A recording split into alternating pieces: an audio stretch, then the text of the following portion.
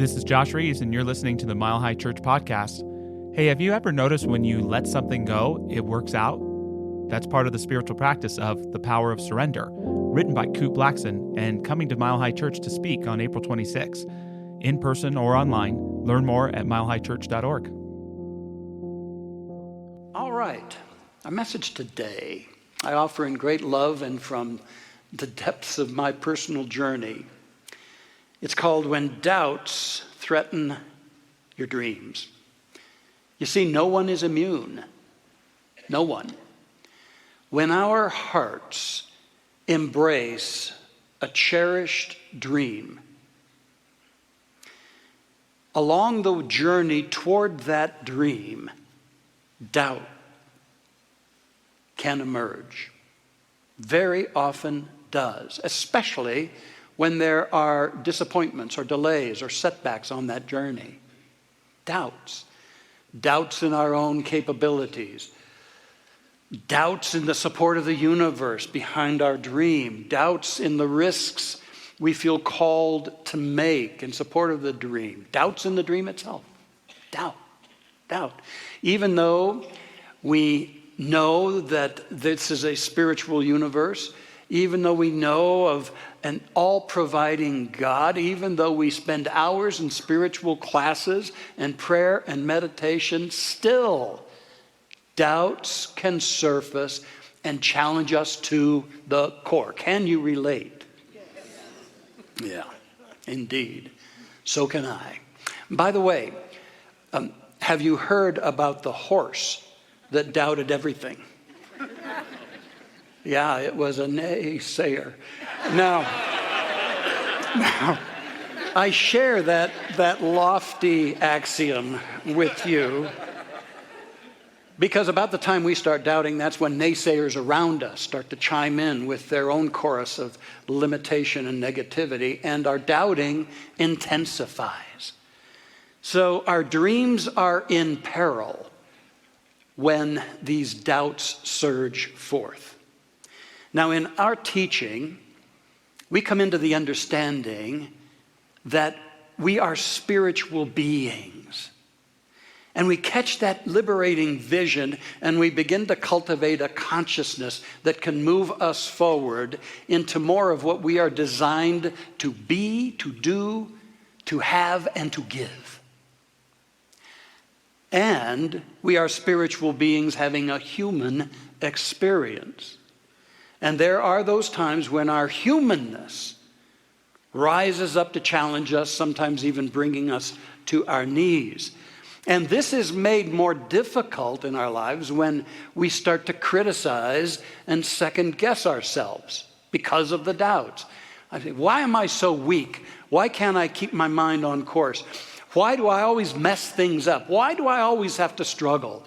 Am I not worthy of my dream? We do that to ourselves. And this is a critical point. It's a crossroad on our journey. It's a crossroad. We can succumb to the temptation to give up on the dream. And many do at that point.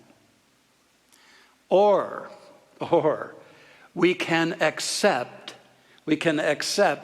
that once again we are being given an opportunity for yet another leap in growth.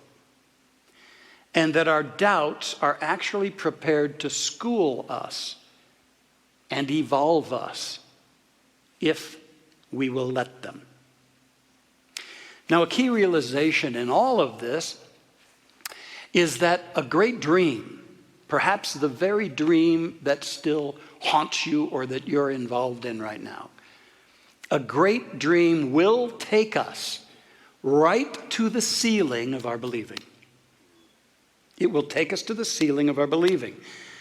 We all have a ceiling of our believing. We believe up to a point. Then we are not so sure. And this is where the doubt creeps in. In the 9th chapter in the book of Mark, a frantic father rushes up to the master teacher, to Jesus, and he pleads for Jesus to heal his son who was having seizures, probably epileptic. And Jesus says to him, Everything is possible with God. And he says to the father, do you believe that? And then the father replies in such a vulnerable and universal way. The father said, Lord, I believe. Help thou my unbelief. He was saying, God, I believe, and I'm at the point where I'm not believing, or I'm struggling to believe. Help me with this. Help me develop my believing. Help me develop. And yeah, we all believe until circumstances or even the magnitude of our dream bring us to the ceiling, to the place where we now struggle in trusting and in believing. And actually, this can be a gift if we'll let it be. A gift to expand, because you know that ceiling is flexible. It's been growing as you've moved more into truth in life, and it will continue to, but not if you pull away from it. It's flexible.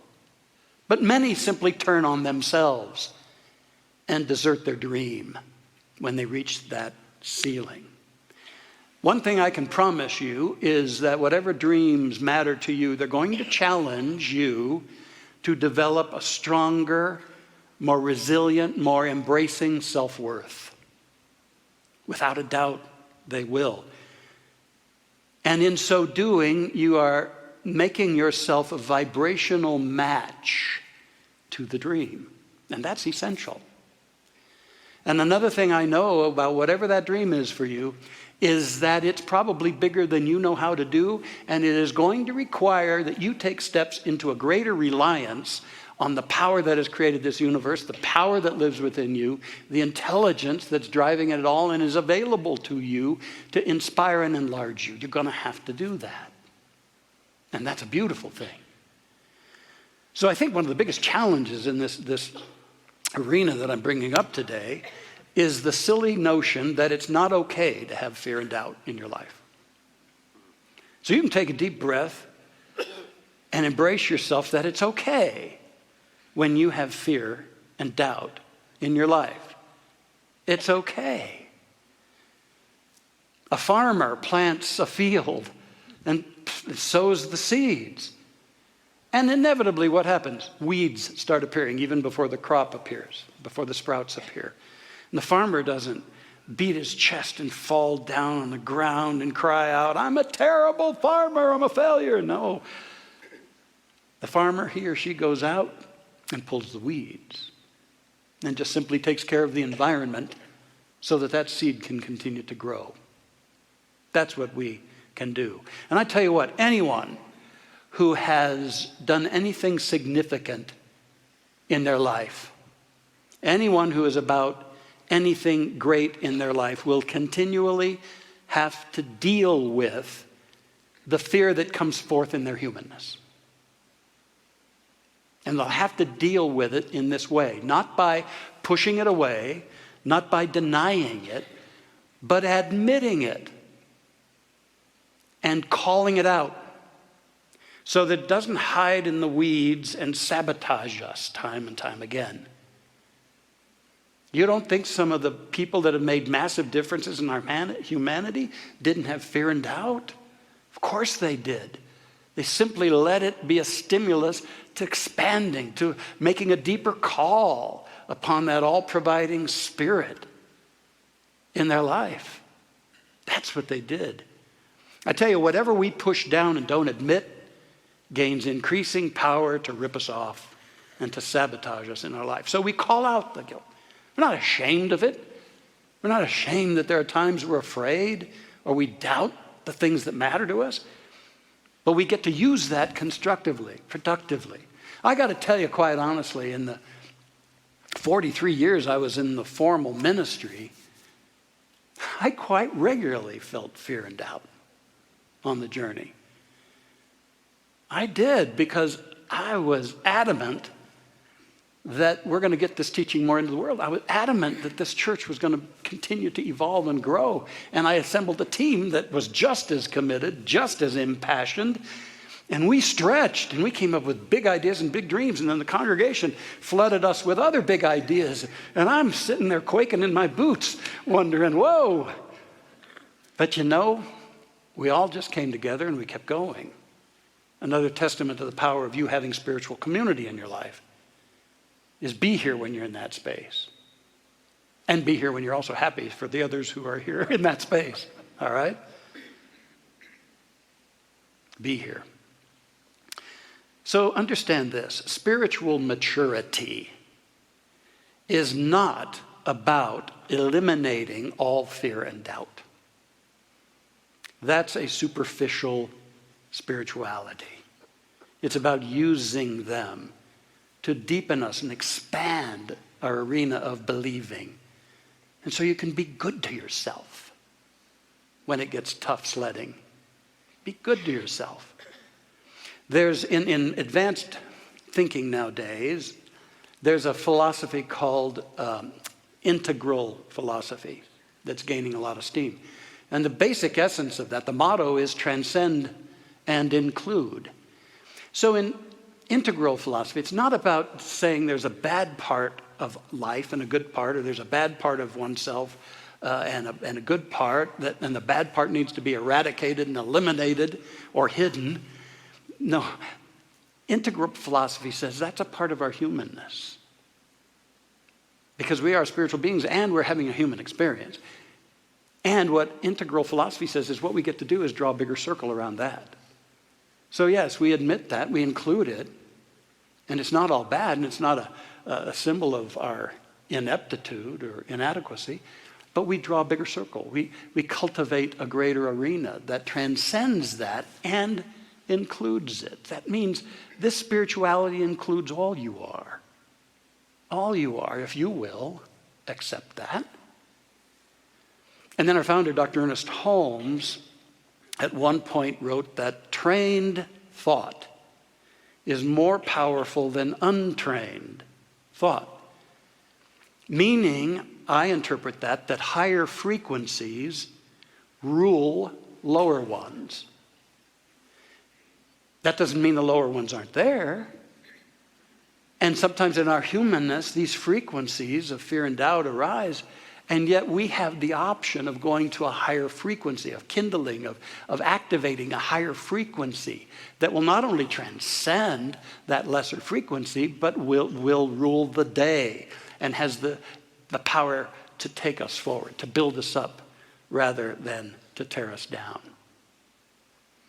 So my prayer is that today you'll go forth feeling freer and feel great about yourself and great about your dreams, and that you'll have some things, I want to offer 3 of them, in your back pocket for those times when the weeds appear in the garden or when the fear or the doubt arises. So the first one is take a spiritual stand. In the midst of your fear or your doubt, take a spiritual stand. In the Bible it's written, and having done all, to stand. I mean, there are times we've done all we know how to do and we're at our wit's end, and the Bible says, stand in truth. Just take a stand. And I want to offer you a stand. You can certainly author your own, but I want to offer you a possible stand that could be tremendously empowering, not just right now, but all your days. Because here, understand this about a stand. A stand is an irrevocable decision. A stand is a preordained, lifelong, unwavering commitment. It means it's not up for grabs. It means you take a stand with that, and no matter what comes along in your life, that stand is your ultimate place, your ultimate power. And the stand I want to offer you is simply this: I am a person of faith. I invite you to consider that, taking that stand. Maybe you already live by that or something similar. But to stand with that, to make a decision this day that could change how you deal with the rest of your life. And that is, I am a person of faith. And what that means is fear and doubt will come around. And what I'm going to do is return to that higher frequency of thought and remind myself that I am a person of faith. And I'm going to stand here until the inspiration and the guidance and the transformation occurs, because it shall. I am not a puppet to my fears and doubts. I am a person of faith. And to take that stand is enormously powerful. Think of it. Sense it. You have that capacity to make that determination. And thus you're not going to get blown around by the winds and the storms of life. You'll have deep roots. The storms will come, but you'll have deeper roots. I am a person of faith. Next, after taking that stand, I invite you to connect with the presence. Because as we're in the throes of fear and doubt, the most important thing is not to go down the rabbit hole of those doubts. Not to get fixated on the doubts, not to start telling elaborate stories about the doubts and letting them become more dramatic and more fearful, but is to say, okay, there's doubt going on here. And I'm going to activate a higher frequency, because I know there's a power in this life. It's the power for good. It's an infinite love and a divine intelligence, and it created me. It created everything. Nobody here created themselves. Something did, though. And it's still a part of you. It's breathing you. It's a part of it's giving you the pure awareness of consciousness with which to dream, to imagine, to choose. And that power has never deserted you. And we get to shift focus, shift state, and activate a higher frequency as we deal with that. We don't try to sweep it under the rug or make ourselves wrong. We commune with the mighty presence of the living Spirit. We get still. We don't spend enough time in stillness, gang. And especially in this society that barrages us with countless stimuli. But we have the capacity to be still and know. And to connect with something deeper. And when we do that, that experience begins to empower us. It can provide courage and confidence. In the midst of fear and doubt, it can begin to show you there's more, remind you that you're made of something great. And there are resources and options, and everything is possible if you'll stay the course. I've got an affirmation here that may be good to have in your back pocket along with these 3 steps. Let's bring that up, gang. In fact, let's share this spiritual awareness affirmation together. All right? Wherever I am and whatever I face, I am immersed in the love, power, and peace of God, and infinite spiritual support is mine to express and possess. I am peace, confidence, and joy, for God is the wonder-working power within me.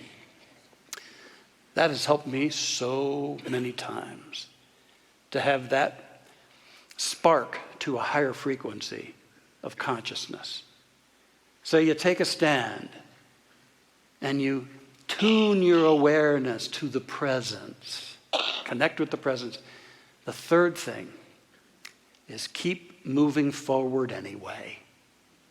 Keep moving forward anyway.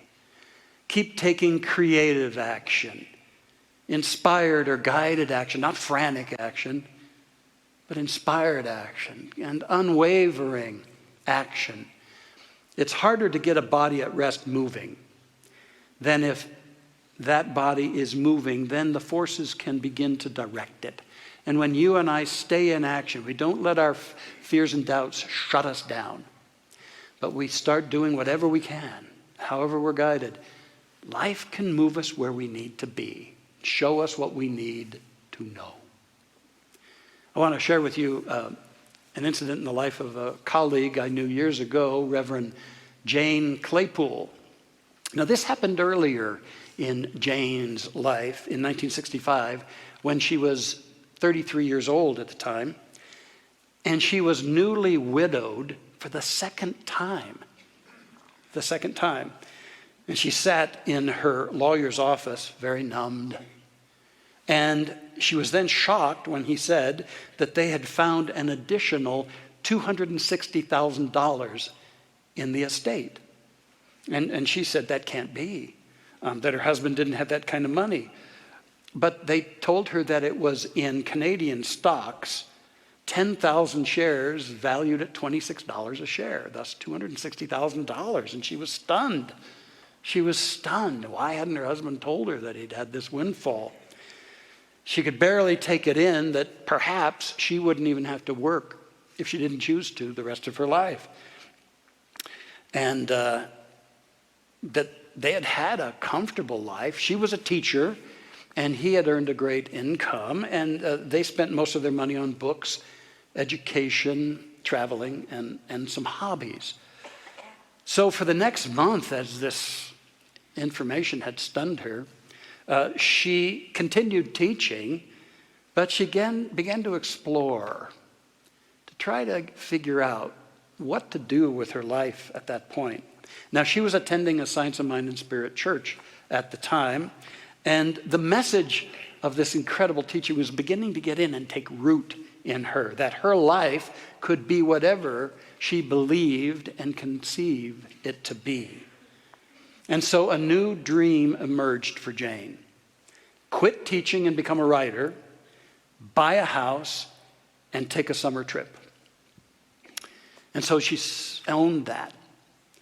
Soon after that determination, she received a letter from the lawyer with the final accounting of the estate, and he admitted that they had miscalculated, and those 10,000 stocks were worth 26 cents, not $26. Thus, it was $2,600, not $260,000. Well, at one level, the mystery was solved. But then she writes the rest of the story from her words. Then I remembered my dreams. I wanted a house, a trip to Europe, and a new career as a writer.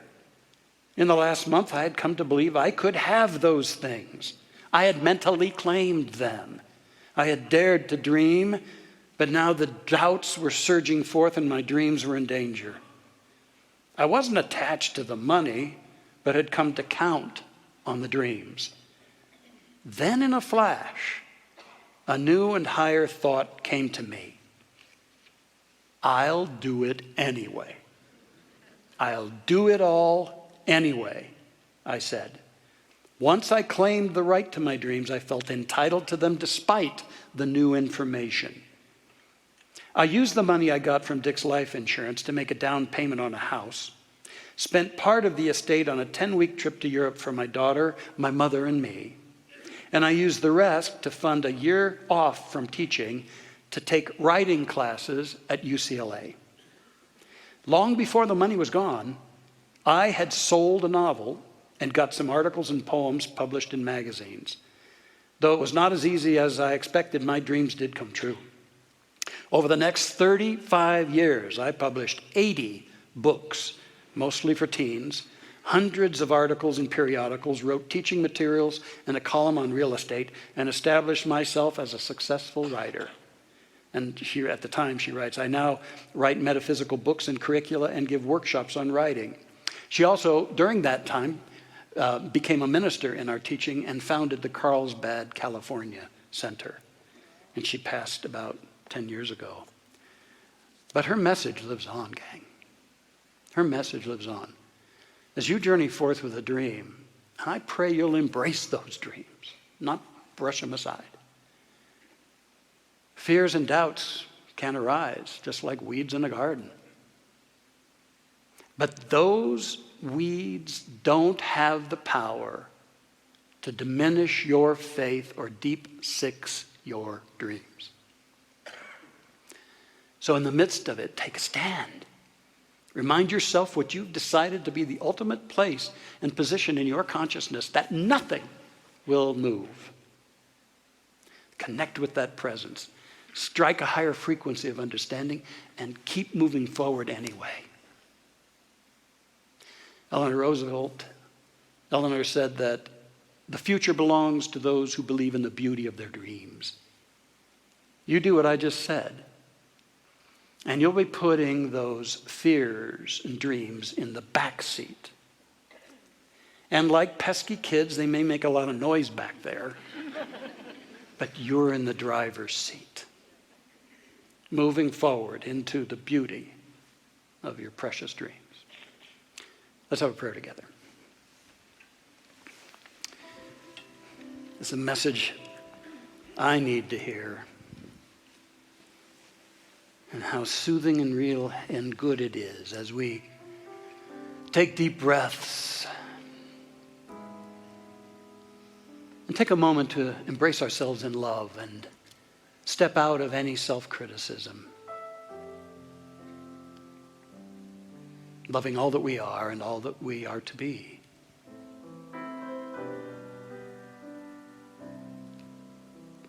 And we step into the remembrance as a person of faith.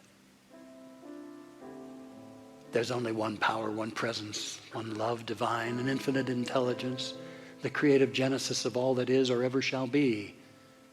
One life, one power, one love, one presence. It is omnipresent here for me, omnipotent, all-powerful, offering me all the gifts I'm ready to receive. For I am made in the image and after the nature of this divine life spirit. And thus seated in me is all that is the divine. Seated in me is a great love, an expansive imagination, a creative spirit, a forgiving heart.